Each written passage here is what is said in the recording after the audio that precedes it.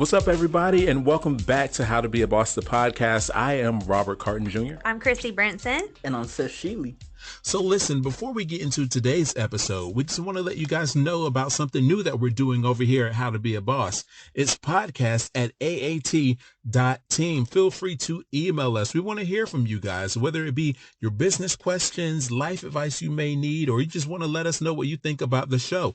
We want to hear from you guys, and we are going to respond to you on future episodes. So again, it's podcast at aat.team. We want to hear from you guys. And on this week's episode of How to Be a Boss, we're talking about how to be the right person for the right position. When starting in the business world, we all have to start somewhere. And this episode is going to be directed towards that. So, Chrissy, what would you say is important for someone just stepping into the business world to know or understand? It's not about you.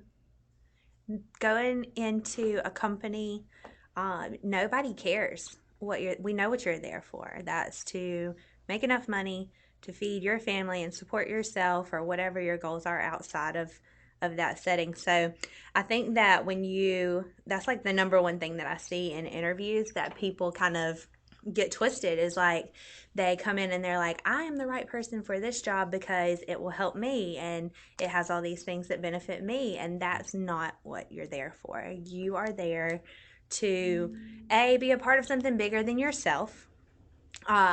In business, like the company itself is like a separate entity, and it requires people to come in and make that entity work. So you need to be able to contribute to that bigger picture and be able to communicate how you contribute to that bigger picture. So I think once you understand that is the goal, and in doing that, you obviously benefit from it and you bring home enough money and you move up fast and like all of those things. It's kind of mutually beneficial, I guess, but you cannot go into it looking at solely like, how is this going to benefit me?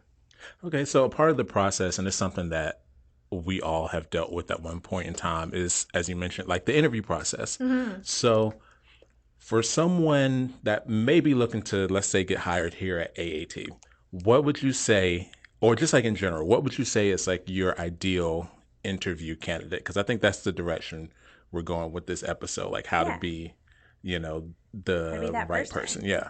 Okay.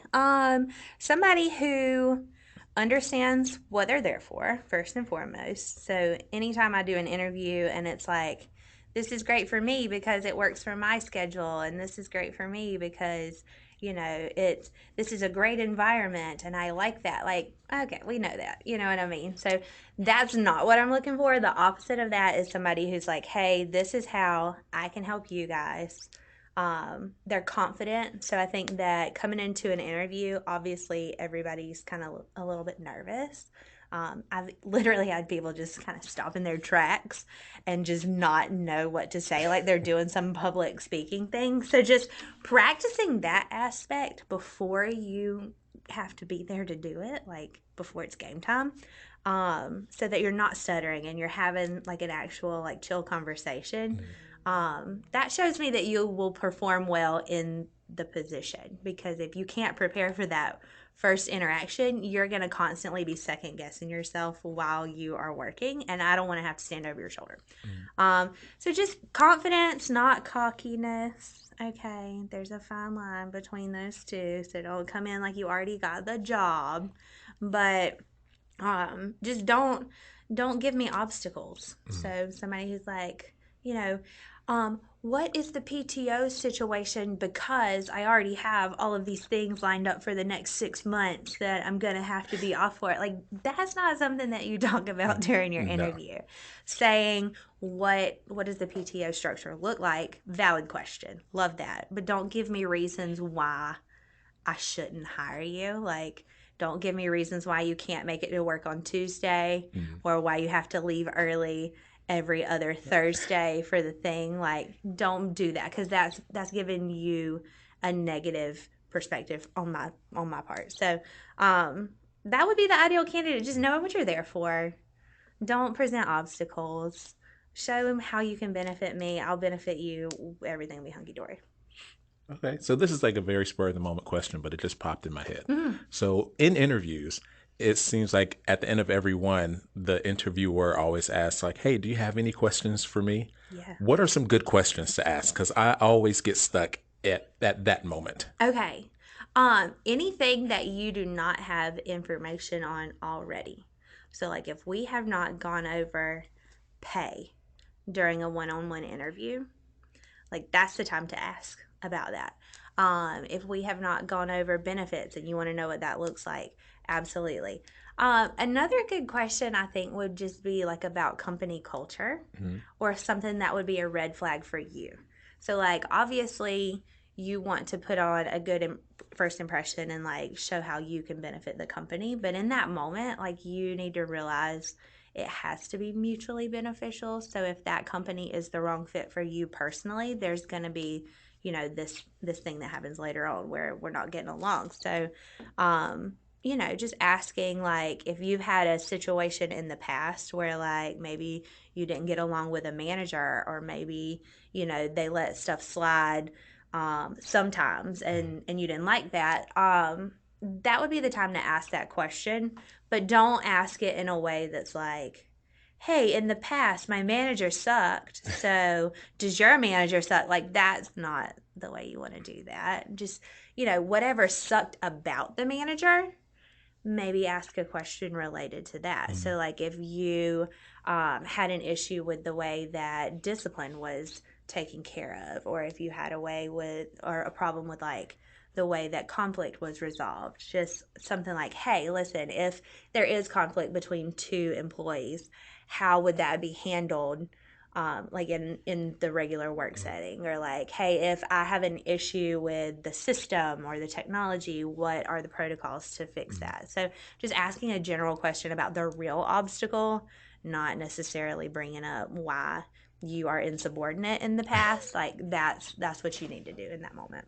I just took a senior seminar this past semester before I graduated, and we talked a lot about the interview process. And now I kind of wish I would have paid attention. But like in my head, I was like, "Damn, I already got a job," and so now I wish I would have paid attention. That way, I could like talk about this a little more. And they basically said everything Chris is saying now. Like, you know, be confident, be prepared.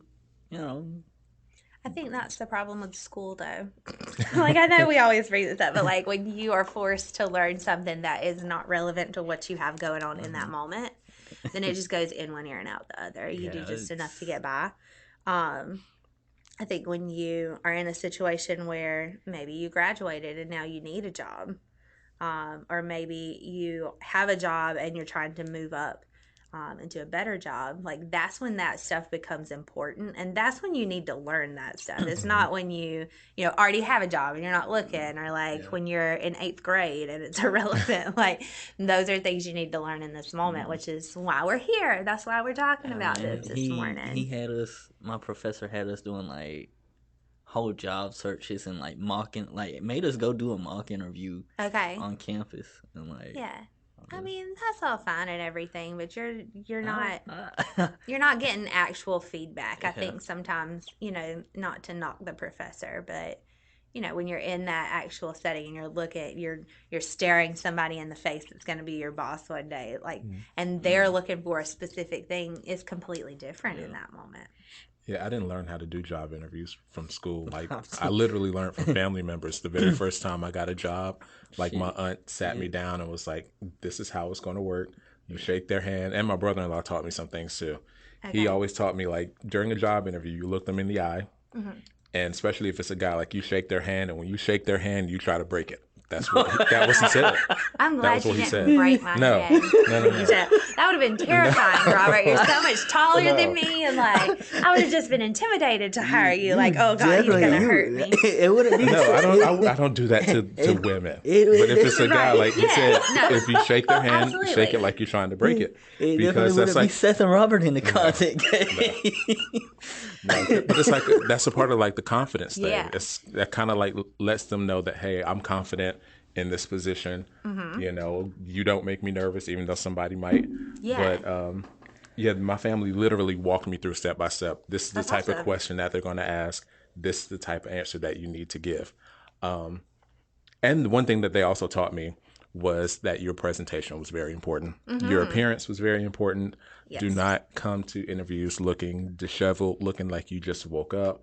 Like, go there dressed like you want the position. Yes. I wouldn't even say dress like you got it. Dress like you want it, because sometimes, when you get hired, the dress kind of goes down a little bit. Right. But dress like you are actually really wanting the job. So Yeah. whenever I go to job interviews, I don't do full suit and ties or nothing like that, because that's just not me. Right. But I dress like I'm going to church on Sunday. Exactly. And I try to make sure, well, not try to make sure, I make sure that, I look good, I smell good, and that, everything that I have or that I need to bring is in order. Yes. So I think that's so important, Robert, because you have, like, I've been in interviews before where the person that I'm speaking with, they want this job, and like a lot of times it's for sales, and this is like a 6-figure plus position. You know what I mean? Like, it's not something that you just take lightly, or it's not a job. This is a career you're looking for, and they'll show up, with like ripped jeans or like bad breath or their hair is all crazy. And like, while I try to be open-minded as much as I can and like not let that first impression persuade me, I feel like if you can't put enough effort into your appearance on day one when you first meet me, you're not going to do it while you're here. And when you look good, you feel good. And when you feel good, you perform well. So I think that, just showing that you're able to put in that effort, that you're taking it seriously, from an employer's perspective, that's kind of what that whole, dress up for the interview thing is about. It's just showing that you can take that initiative. Especially if it's like a position where you're going to be in people's face. Like, I think with me and Seth, we might get a little bit of leniency because we're not in everybody's face. Totally. Yeah. Like, we are in Y'all a wear office. tennis shoes to work, and I let it slide. But I wouldn't do that with the sales floor, I was hoping you didn't notice that. It's weird tennis shoes. Man, you can't help but notice my feet. I just pick my battles, I pick my I battles. brought that up during the interview one day. Yeah. Because I had on, they weren't tennis shoes, but they were like a higher end type sneaker. Right. And I was like, is this an issue? Because I saw that in the manual, it mentioned the type of shoes. Right. And she was like, it's not appropriate, but I'll let it slide. Yeah. Yeah. Like, you made it clear that, for this position, you weren't necessarily every day looking down at our feet to see what we had on. But I think, like I said, for a sales position or a position where you're going to be in someone's face, it's very important that, you have yourself together and like present yourself the best way that you can. Even if you don't have the most, make the most of what you have. Right. So I'm sort of backtracking a little bit to where you were talking about like learning the interview process. I know you said your family helped you learn, and my family helped me learn a little bit, but the biggest way I learned like the interview process was actually going and doing an interview. My first ever actual interview was at Hibbett's, because I'm from a small town, so like you just go there, they just like hire you. Like, I got a job at Pizza Hut just because the manager knew my mom. Like, so being from a small town, I didn't really have to. You got a job based off of like who you knew. Yeah. And so coming about Austin, I don't know anyone. Actually, I had to go do an interview. So I think that plays a big part in the stuff too. How did you dress for your interview here?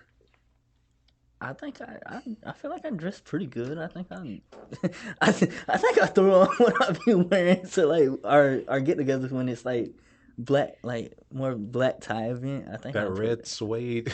No, I didn't wear that. I'm saying like that Christmas coat. Take away the coat, and I wore like probably like a button-up shirt and like some black pants or something. Y'all listen, every event that we have to like dress up for, Seth has this almost like suede that was one type time red jacket that he likes to wear. That was one time. You wore it twice. I wore it once. You wore it at the Christmas event too. I didn't. I feel like you did. I wore all black to the Christmas event. But anyway, like, what was your experience? About William. He had on a green jacket. What was your experience like during your interview here? So my experience, we already touched on it a little bit. Chrissy thought I was high at every interview. Every single one. I wasn't though. So my experience, it was different because Chrissy does the group interview first. She has us build paper towel. Well, first, I can't remember exactly how it went. I think first she asked everyone to like stand up and introduce yourself and talk about your goals and stuff like that. I think it was like, if you had an infinite amount of money, like, what would you do with it? And it's like, there's so many things you can do with an infinite amount of money.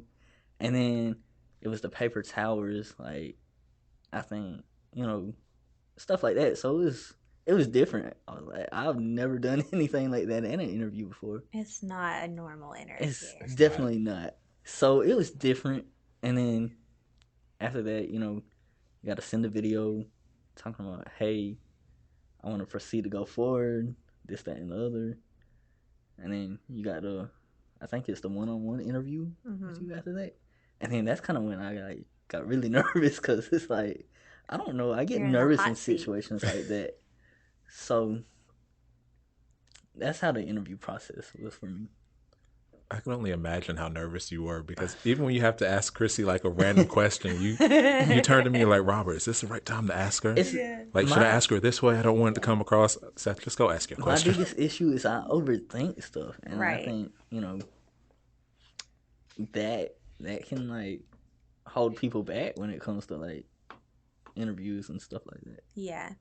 Well, I think that so as an interviewer, I pick up on that immediately. So for your position, you're behind a camera, or, you're creating content. I need you to be creative in that moment. So I can look past the fact that you're nervous and stuttering and stumbling and stuff. And I'm looking for that creativity, and I'm looking for the end result. For the sales floor, completely different. If somebody comes in and they don't know how to present themselves in front of me, once they get on the phone or once they get in front of clients, they're going to have the same kind of thing happen. Mm-hmm. And while some of that can be worked through with some repetition, I have to be able to use my judgment in that moment. So you want to make sure that the job you're going after matches who you are as a person and what you're looking to get out of your career. So I think anybody, who is getting started in the workforce, so maybe that's, I guess mainly school aged, people. So when you're in your teens, when you're in your early 20s, a job is a job is a job. You need to understand you're not going to jump into the job market making $500,000 a year. Mm-hmm. So when you're looking for your dream job, right as you start working, they're not going to take you seriously because you have no work experience whatsoever. Mm-hmm. And while that degree looks cute, it's not experience. It just isn't. You have taken some classes related to this, and that's great. But what can you do out in the workforce? So I think the first thing that anybody in that position needs to do is just get a job. Mm-hmm. Even if it's Hibbets. I'm sure that wasn't your dream job. Or, working in fast food or working at a gas station, whatever it may be, waiting tables. I worked at GameStop. Okay, GameStop. I mean, literally anything. Anything. Retail, anything food related. Those are all great entry-level jobs, who, by the way, should not be fighting for more than minimum wage, because that is what that is an entry-level job. But you need to just get to work so that you have some money coming in, because when you have money coming in and all of that stress is relieved financially, no, you're not living lavishly off of your tips that you make at Red Lobster, but you have money coming in, you're able to survive. And then every time you go to an interview to move up, you don't have that in the back of your mind, oh God, how am I going to make this payment, because I don't have any money whatsoever. So I think getting a job first is my biggest advice to somebody just getting in the job market. And then after that, every move that you make should move you up closer to what your dream job is. Mm-hmm. If you are super shy and you don't like people, sales is not the job for you. So even though yes, you can make six figures, you're not going to if you can't perform. So you need to find something that works for you and then make moves towards that thing, not try to jump from your first entry level job into that thing. Mm-hmm. So that would be really my best advice to somebody getting started. Yeah, I totally get that. Like, I had to when I first went to college, I wanted to be a sportscaster, and it I learned very quickly that I don't like being in front of the camera. Mhm. I get shy, I get nervous, can't think straight. I can talk about sports all day behind the camera, but in front of the camera, no. So now I'm here creating content because Yeah. I get shy. Being in front of the camera is not for me. So I get that. I found what I'm good at and what I Mhm. like to do. So I would also say, along with appearance and like being prepared, punctuality is very important. Yes. Be on time for the interview, because I've learned with the AAT interview, and I think I mentioned this in one of the other episodes we recorded. Like, it worked in my favor, but I wouldn't recommend trying it. I had an interview scheduled here for like 10 o'clock. I got here at 10:02 because of traffic, and I got turned away. Yeah. Kate was sitting in the front office. She was like, "Yeah, the interview's already started, so I can't let you go back there." And I was like, "Oh, crap." And so it just so happened there was another group interview scheduled for like 4 o'clock that day, and there were some spots open. And it wasn't too many people in that interview, so it kind of worked out. But be on time. Yeah, I think that, like, okay, so just for anybody who's just tuning in to us, we do a group interview here at AAT. So my reason for that is I don't like to schedule 10 interviews throughout the day one-on-one to people that I've never met before, and 3 of them show up. So my day's wasted. I'm frustrated already. I can't give like a clear opinion of those 3 because I'm thinking about the 7. So that group interview is just a chance for me to get to know everybody in a group setting where they're not feeling that pressure of the one-on-one. We have a little fun. I showed them who we are as a company, and we both get to make a decision as to whether or not we're moving forward with the interview process. So that's kind of how we get started. In regards to that and one-on-one interviews, punctuality is very, very, very important, but don't be too early. This is like one of my biggest pet peeves. Like, we usually set the room up like 30 minutes ahead of time for a group interview, and every now and then I have somebody that shows up 45 minutes early. What are you going to do for 45 minutes? Like, sit in your car until there's a little 15-20 minute mark. So I would say 15 to 20 minutes early is perfection. Anything more than that, you're just like showing out. Like, that's not impressive. And anything past that point, like, you're risking being late or walking in at the last moment. So like, I can always judge who got here on time versus who got here with a little bit of time to spare, because I give everybody a questionnaire to fill out ahead of time. So that's kind of their busy work while they're sitting there waiting. I don't care what they write on that piece of paper.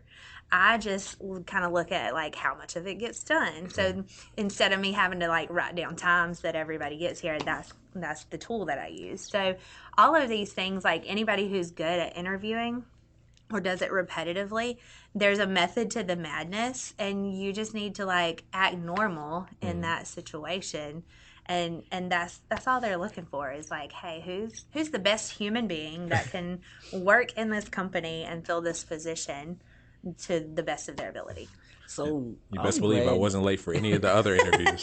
I'm glad you brought up that paper, because I don't know why, but I was thinking about it this morning, and like I was wondering if you actually like looked at them. I mean, I glanced over them. Like, some of the questions on there, there's specific questions that I like to see the answer to. But I mean, that's really like we're killing 2 birds with 1 stone. See, I didn't show. I show up early, but not too early, so I definitely did not finish mine.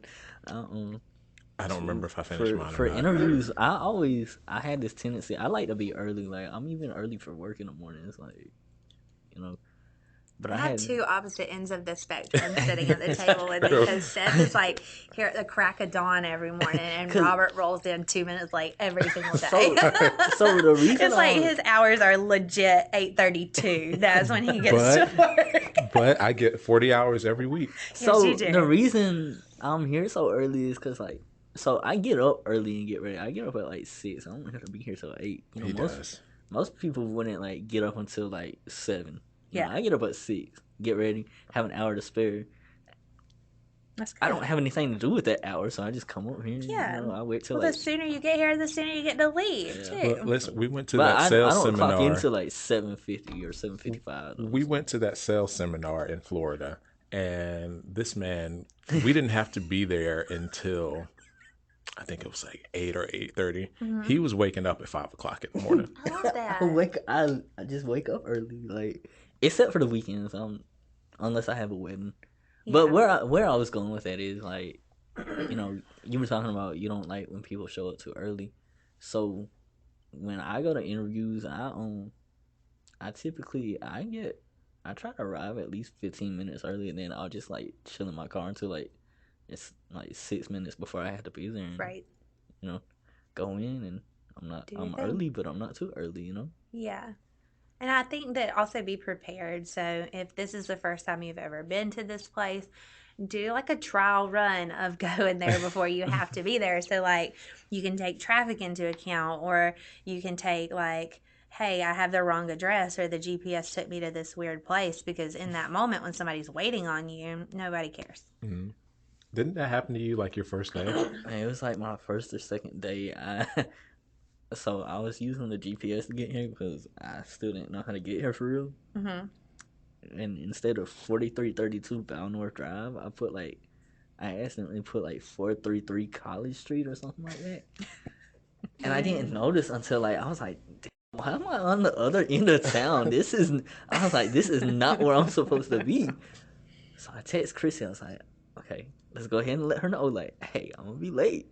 Maybe like it's gonna be like 3 or 4 minutes, but you know it's still late." So, you know, text her, and she's like, "That's not a good look. Don't let it happen again." I'm like, "I won't." I would also say, like, along with punctuality, not punctionality, that's not a word. Along with punctuality, make sure that when you schedule an interview that you have like your outside affairs in order. Yes. Like, don't do like I did. And at my old job, I'm not proud of this, but I was in a different mindset at that point. I took a phone interview while I was at work. Okay. I was doing a job to where like a lot of the times I would be like in a back room by myself. Right. And so while I was back there, I'm like taking phone interviews Okay, for but jobs. I don't fault you for that at all. Like obviously I wouldn't like that if you were on my clock, but Well, I'll be at that point, I was kind of like, I was in the mindset of if they fire me, my feelings will not be hurt at all. Right. Yeah. Yeah. Well, I think when you have a position and you're looking for, to move into something that's closer to your dream job, I think so. Like we schedule group interviews, and I usually try to schedule 3 or 4 over the course of 2 weeks, and I do them at different times of the day on different days, just so it kind of there's something there that you can make it to.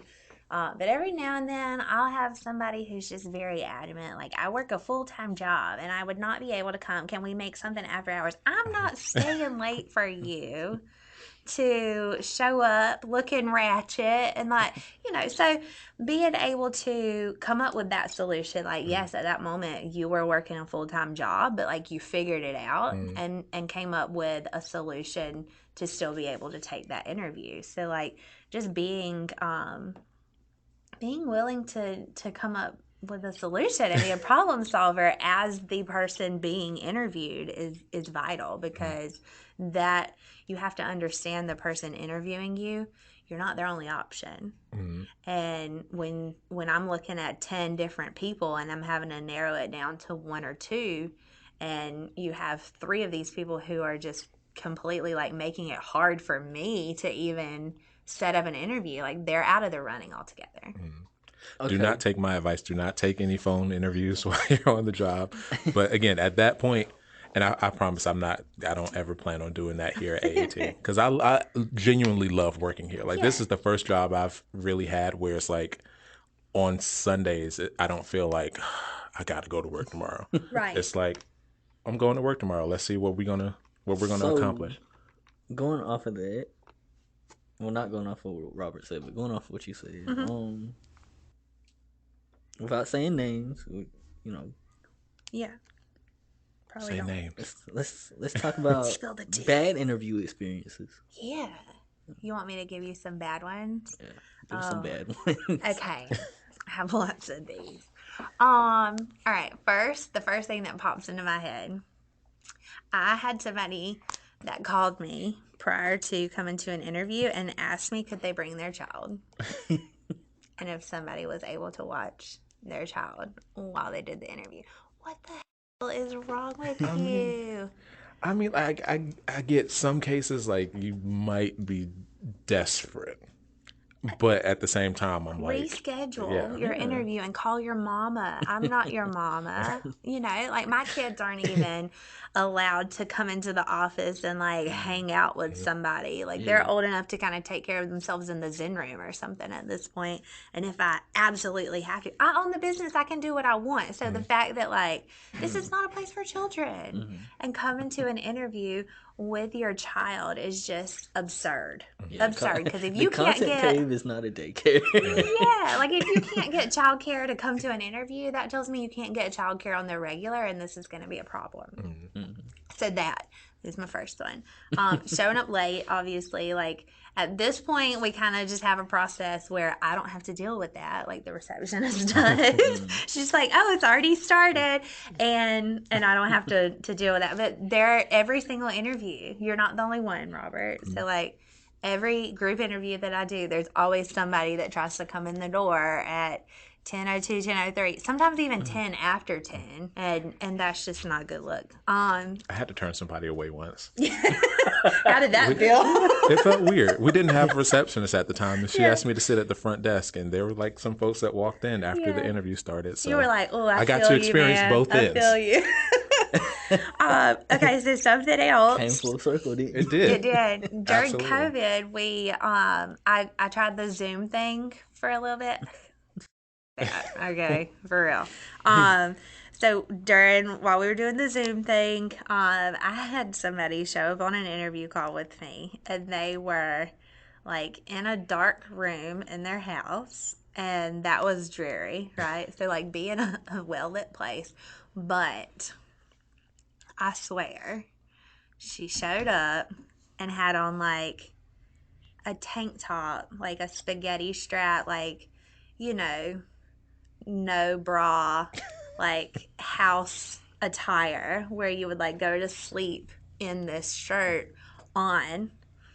And there was a kid that was like coming at her back and stuff during the interview. And I was like, we can reschedule if needed. And she's like, no, it's fine. So like this continues for a few minutes. And it was like a light went on where she realized what she looked like. She like turns the camera off and was like, oh no, I can't, hang on, let me fix my video. Then comes back like 30 seconds later with like a coat over herself. And she's like, oh, I got it fixed. Like, no, you literally hit the button. I saw you. You're on video. So like, you know, just little stuff like that makes an impression on somebody that you're speaking with for the first time. Did she not notice what she had on or know that you could see her? You know, I'm not sure. People do crazy things. So I would say I was paying attention that much in senior seminar. They were talking about how to dress for an interview. Yeah. And like, even like an online interview, dress appropriately. Yeah. Even if like you don't think you're gonna get up, like have on, be fully clothed too. You know. Like, I mean, if you're doing like an online interview like that, if you're just on the camera, just put on a nice little dress shirt. Yeah. You could literally be sitting there in your underwear. Nobody's gonna know. So just put your little dress shirt on and look appropriately on the camera. What they talked about in like senior seminar is like, anything could happen. You could have to like potentially get up. So like, yeah. You know. I mean, that is legit. Don't just be in your underwear. That is legit. I mean, yeah. Be appropriate for sure. Be appropriate. Yeah, be appropriate when you come in too. You know? Yeah. Now I've had a interesting interview experience. Okay. It seems like all my somewhat bad experiences worked in my favor because I got the job anyway. Yeah, that's good karma. You got good karma, friend. I guess so. You're a good person. I went to a job interview dealing with the side effects of some prescriptions that I had to take one day. Okay. Robert So- showed up high. That's what he's No, saying. it wasn't high. It was not high. Here's the story. So you were the one that was really high. No. It wasn't me. It was No, you. no. Let me explain. Okay. Because like prescriptions, they don't make me high. So Okay. yeah, my body has the Got it. opposite reaction to that Just kind of side stuff. effects. Yes. Okay. So I had a dental appointment one day, and I had to get like some tooth work done, and they prescribed me hydrocodone. Okay. And on my way home, I got a call about a job I didn't apply for. Okay. They found me. And at the time, I just so happened to be looking for a new job because I was working at a call center, and I low-key hated working there. Yeah. And so they called me and were like, yeah, we got your resume from ABAC, and, we want to schedule you for an interview. Can you come in tomorrow? Absolutely. I will gladly take a day off my other job. Let's go. And so we scheduled the appointment, right? And I'll never forget because the next day was the election day, 2016. Okay. Fine. Yes. So I get it home and, I start the prescription or whatever. I was fine the rest of that day. That next day, around 12 o'clock or so, I had to take it. My interview was probably around like 1. So took the prescription, go to the interview. Everything is cool. In the middle of the interview, all of a sudden, like, I just start sweating. I knew you were going to say that.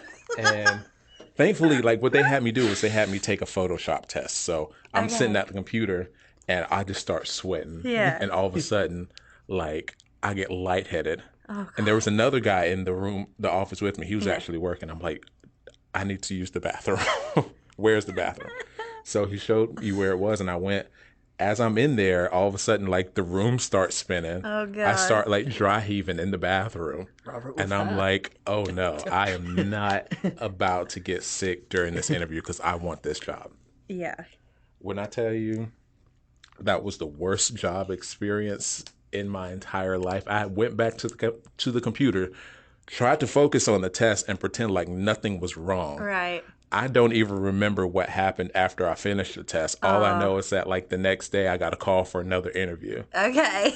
And I asked the old manager, I'm like, what made you hire me that day? Because I was a mess. And she was like, I was impressed that you were dealing with all that and you still got through the test. Yeah. You still passed it. So I was like, okay, I got a job while I was on drugs. Yeah. You were high. You were high, friend. You didn't want to. You That don't was want to high. say it, but you were high. That was that. It was not intentional, and that's why narcotics shouldn't be a thing. Okay, that's why we have an opioid problem. Oh, well, after But- the interview, like, I was at home, like, on the couch, like, in pain. That's why Yeah. I tell people I'm allergic to hydrocodone. Okay, So if you ever hear me dying of a drug overdose, please note that I was killed. okay, all I was right. murdered. You won't take them. Understood. All right. Yeah, I mean, do y'all want to know a secret? I'll tell Sure. everybody. I have never been to a formal interview as the person being interviewed. See, I had that question in my head earlier. I was gonna be like, Never. have you ever had like, okay? I've then never. So take every that question job away. when I was in high school, so I babysat, and like that was kind of a word of mouth thing. You know what I mean? Like it was like friends of the family, and then I tutored. So that started off with a friend of the family who also got me. In with other families. So at one point there was like 3 or 4 families that I was tutoring their kids all week. So like I would just kind of babysit right after school, then go to tutor all these kids. And so that was kind of my high school thing. I worked for my dad, keeping his books as I was like a senior and stuff, and had some financial experience. And then right out of high school, I started locating, and it was a very informal, like, hey, do you want a job kind of thing from a friend. And that's how it got started. And so when I had to do my first interview as the interviewer, I freaked out because I realized I had never experienced that before. And so I think that kind of helped me over the years to not have my blinders on as to what an interview should look like. So it allowed me to really like get creative with the process to find something that worked for not only us as a company and me personally, but like also helped the people who I'm interviewing to not, go through and waste their time wanting a job that they didn't like, or, not know what they were in for once they actually got the job with us. So that's kind of how we ended up like where we're at now with interviews. But yeah, I've never been in the hot seat before. That's why I can We need to empathize, do a mock I interview guess. with her one day. Oh, I'd kill it. A mock interview. Yeah, I'd make y'all nervous. Nah, You only make me nervous when I have to ask about money issues. Okay. But Yeah, oh, what was I I'd about be to up for say? that. My mind just completely went blank. we should do. Was that surprising? It was like I Yeah? didn't expect that. Okay. I expected you to have like at least like one, maybe No. like a fast food job or something. Absolutely not. So from the time that I was in high school and like needed to get a job, I refused to be in fast food, in like retail work. I did not want that type of job for myself because all my friends had that type of job. They couldn't control their hours. They didn't control their pay. They, had these limitations. And from a very early age, I knew I did not want those limitations put on me. So Yeah, I figured out, different ways to be able to control my own schedule and be able to not have to work at 10 o'clock at Harvey's and like, not be limited to minimum wage. And so I think that's part of where, that was a foundation for me getting into business for myself. Because see, I had that drive. I don't know if I'm just like high maintenance, but like I I I've never been this type of person that like has wanted to work at fast food. Like I never wanted to work fast food. the only reason I worked at Pizza Hut that one summer was because like some of my mom was like, hey, just tell him to come over here. Yeah. And then after I worked there, like that solidified the fact I do not want to work around food. I hated it. Getting off at like near 11 at night and then having to wake up the Super next early. morning, go back in. Nah, it It's it wasn't definitely for me. not fun, but that's why it is an entry level position. It's not something that anybody wants to do long term to like grind like that. So I definitely feel like if you have no other options, or like some people just don't, they want to go work for somebody. They don't want to like set their own schedule. They can't handle that kind of thing. And be honest with yourself. Like don't try to say, hey, this is what I want to do if that's really not what you want to do. So working fast food, there's nothing wrong with it whatsoever. Starting out, for me personally, I was like, no go. I need something different than that. So, not to knock anybody who works in fast food, because I literally could not do that job. It looks brutal. People treat fast food workers so terribly. I try to smile and tip good because I know, not even from experience, like that's miserable, especially when you're not getting paid well. So whenever I go to like any fast food, any restaurant in general, I make sure that whoever's serving me, I'm like treating them the best I possibly can because I don't want nothing put in my food. Well, that and like And plus, I know folks, it's like you said, it's a struggle. So they might not be having the best of day. They probably just had someone that cursed them out or tipped them really bad before. And it's like, I just want to help make their day a little bit better. Yeah. Try to be as least difficult as possible. Since we're talking about proper etiquette, how would you say you should properly follow up with an interviewer? Oh, I love this question. Love that segue. Yeah, Good that segue. was good. I'm good at segueing. Segue Sheely. Oh God. Okay, let me Put it on a shirt. So I think that after an interview, and this is just with me, other people may have a different opinion, and may want you to jump through hoops. I do not want somebody to like have to follow up with me 17 times, but in that moment I'm looking for somebody who can think outside the box a little bit. So a follow-up email is always a great start. So like just saying, hey, thank you for interviewing me today. I look forward to working with you guys. If there's anything else you need from me to make a decision, please let me know. That's great. If you do not get a response to that email, or if it's just like a okay thanks and then you don't hear anything back, don't just keep sending emails. That it's falling on deaf ears. It's redundant. You've already done that. Try something new. So like being able to actually get on the phone and make that phone call, even though you're nervous, even though like that may not be comfortable. That shows a lot that you will take the initiative to get what you want. So making that phone call, maybe it's a text message. So like when we do interviews here, I pass out my card. It has my email address. It has my cell phone number. Shooting a text, calling the cell phone, like not being afraid to do what it takes to get that job. And try all of the methods. So like if I'm just getting text after text after text, that's annoying. Or like call after call after call, that's annoying. The receptionist has told me you called. Like I see that. That even if we don't speak, I know that it happened. So try something different to get that thing. So with the sales team, that's super important to be able to do that, because that's literally what their job is to go out in the marketplace and get in touch with people. For everybody else, I look for that initiative, even if it's not like, going above and beyond like I would expect from the sales team. Still being able to do all those things without being annoying. Don't be annoying. If what you're doing would annoy you, if you were receiving it, just stay away from that. So, Well, I would say like with after I did my one-on-one interview with you, I was one of the ones that was sending out like emails, but I wasn't sending them like back to back. Right. Like Yeah. I would send it and like let a significant amount of time pass. Yeah. Like I did low key think you ghosted me at one point. Okay. But at that I probably point, did. at that point, I was just like, well, I guess the job just wasn't for me. And then at that moment, that's when you responded. man, I Okay. remember I had lost the card with like the number. I don't know how I lost it, but I lost it.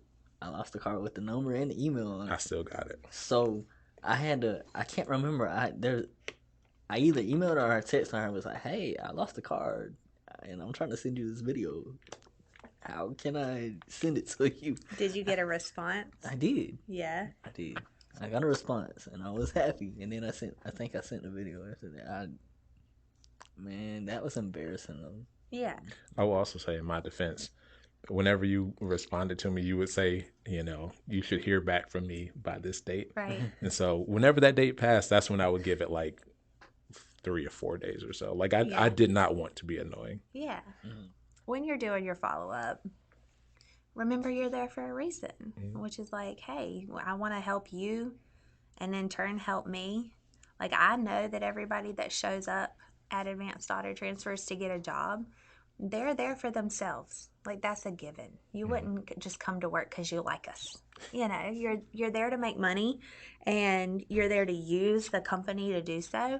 Well, guess what, guys? I'm there to use you to grow the company. So as long as we're on the same page about like what our role is in that relationship and we're fulfilling our end of that bargain, we can do big things together. And I think if every company thinks that way and every employee thinks that way, then everybody grows and everybody wins. So for somebody who is looking for a job, please don't get caught up with a company who doesn't feel that way. So when you are asked like, hey, are there any questions for me? Ask questions about their culture. Ask questions about, what they would do in sticky situations, and any red flags that you see in that moment. Go find something else, because you don't want to end up in a job where you're miserable and where, things that aren't cool with you or don't fly with your personality are an everyday thing. And I think that's a good place to end this episode. Yeah. There was a lot of vital information given out. And my takeaway from it was, when you have an interview, make sure that you have your stuff in order. Make sure that, if you need a babysitter, that you got that. If you can't get one, try to reschedule. Try to figure out a solution for it. Yeah. Also make sure that, when you do the interview, that you're on time, you look good, you have, to an extent, like your answers together for any potential questions. Make sure that you present yourself in a way that you would hire yourself. Yes. If someone came to you looking for a job, make sure that you present yourself the way you would want to hire somebody. Absolutely. So I would say if there was a takeaway anybody could use from this, just know your place in the big scheme of things. Know that you're there to benefit the company. You will get benefited in return. Everybody wins. Everybody's happy. And if you can find a job or work towards a job where you love what you do, you come to work every day excited, that shows you'll move up fast because it'll be noticed. Just make sure that you are going to interview with companies that appreciate you and respect you as an employee, and then you won't be miserable going to work every day. Absolutely. Like, I'm not miserable coming to AAT. I I love love it. that. That's what This we is set one of my out to favorite do. jobs. Seth, you got anything? Yeah, like just like y'all said, be prepared, know what you're interviewing for. Be confident, not cocky, and follow up, but don't be redundant when you follow up. Don't be annoying. Don't be annoying. Yeah. Well, that's all we got for this episode. So y'all be sure to follow us on all of our social media channels, Facebook, Instagram, TikTok. Just search Advanced Auto Transfers and we will be there. Also follow us on YouTube, AAT TV. Be sure to check out This Is the Deal. We have a new episode up right now. Also, am I forgetting anything? The website, yes, www.autotransfers.com. If you are a dealership and you need inventory, we got you. Absolutely. So I think that's about it for this episode. This was a good episode. Yeah. I've learned when I get comfortable behind this mic, I reveal stuff that I normally don't tell people. I'm over here reading like emails that I sent to Chrissy. Oh God. Yeah. Don't let's move forward. Let's move past that. Yeah. Thank you guys so much for listening. Once again, I'm Robert Carden Jr. I'm Chrissy Brinson. And I'm Seth Sheely. And this was How to Be a Boss. That's a weird way to end it, but all right.